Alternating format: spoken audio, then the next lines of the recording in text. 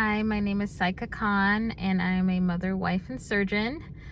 In this video, I want to talk about how it's important to change the type A personality when going through a new change in life, such as starting the special needs journey with your child. If you might have been diagnosed, if your child might have been diagnosed with a genetic syndrome or some sort of medically complex issue. So basically my point is that, you know, when you first have your child and you think everything is normal and going as planned, I don't know about you, but for me, I was already thinking, well, I'm going to send her to this school and she's going to do this and she's going to study this and she's going to read all these books and then she's going to do this and play the piano and learn how to do this sport and then play tennis. And, you know, I was already planning everything out for a neurotypical child. And then we had, we found out that Remy has Mowat-Wilson syndrome, which is a very rare genetic syndrome. And Remy's actually the only one in the world with her special findings of visual impairment and choanal atresia and, you know, all the challenges that she has overcome and continues to overcome. And so my type A personality, it didn't go away though. I was thinking, okay, so this is a new challenge, new puzzles to solve, and we're going to do this therapy and that therapy and this therapy. And so I basically jam-packed Remy's schedule with just therapy after therapy, hippotherapy, aquatic therapy, physical therapy, occupational therapy, speech therapy, feeding therapy, adaptive communication therapy, just the list goes on. And, you know, I was having her do therapy, even PT, like 4 times a week. And so I was thinking, well, the more the better.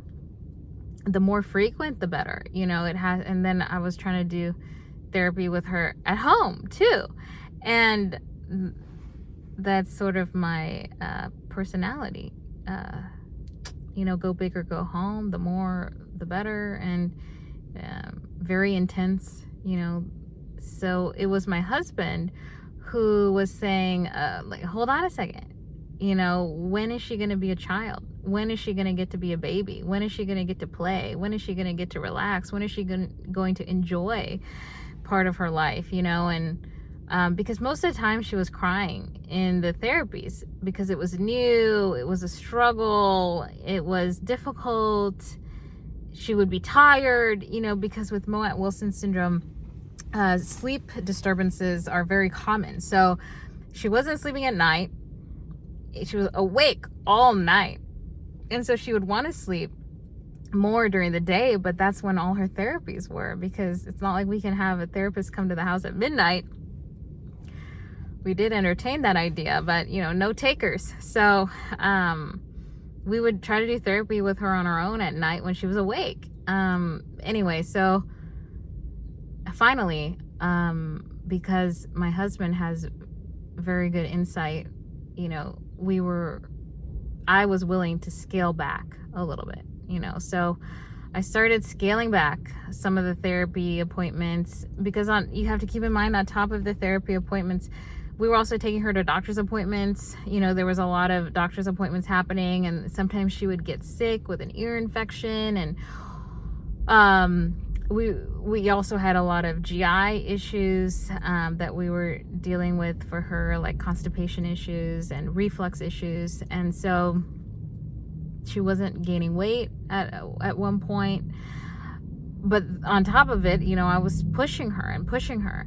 And you know, I come from a pretty intense, you know, surgical training background, obviously. Like, I'm not going to equate it to the Navy SEALs, but I always would read books written by Navy SEALs, like Jocko Willink, Extreme Ownership.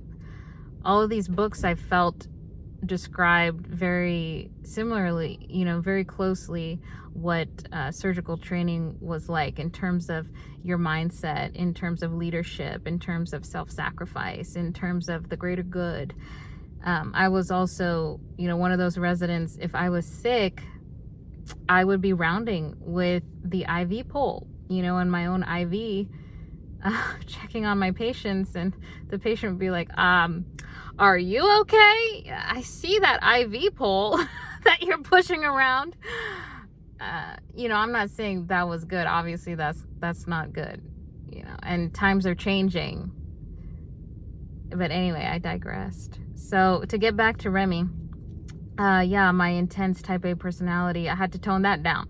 So we started to scale back on her therapies. And then we realized, like, okay, if we can get back to the fundamentals, if we can get back to what are the crucial things: sleep, eating, love, support. If we can give her these things, if we can focus on these things, then she's going to do better in her therapy, and she's going to learn more, and she's going to be more amenable to trying new things and pushing herself if she feels well rested, if she's not hungry, if she's not feeling like she's going to vomit, if she's not crying her eyes out, So once we started to scale back, and once we started to focus on the quality of her life and not how much she was doing, things started to really improve. And she started to gain weight, and that's another story I'll talk about in another video. We started to figure things out, and we just got back to square one. And I would say the major impetus was when we said, like, hey, you know what? It doesn't matter if she never walks, or if she doesn't walk until she's a teenager, or if she never does this or that, or we don't care what she ends up doing. What we care about is that she feels loved and she's happy. We want her to be happy. And so we shifted gears completely. And what that made me realize is how much I was wanting her to do things and hit certain milestones for what it would say about me. Like, oh, look, I figured it out. I solved this problem. I helped my child.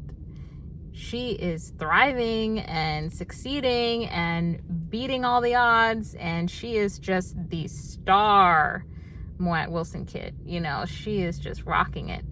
So it was more of like I was looking for this external reflection of me, which I think some people describe this phenomenon in parenting, where the parent expects the child to be this external reflection of them. Like, oh, look how successful my child is. Look how much my child is achieving and accomplishing, because it goes back and, reflects on the parent.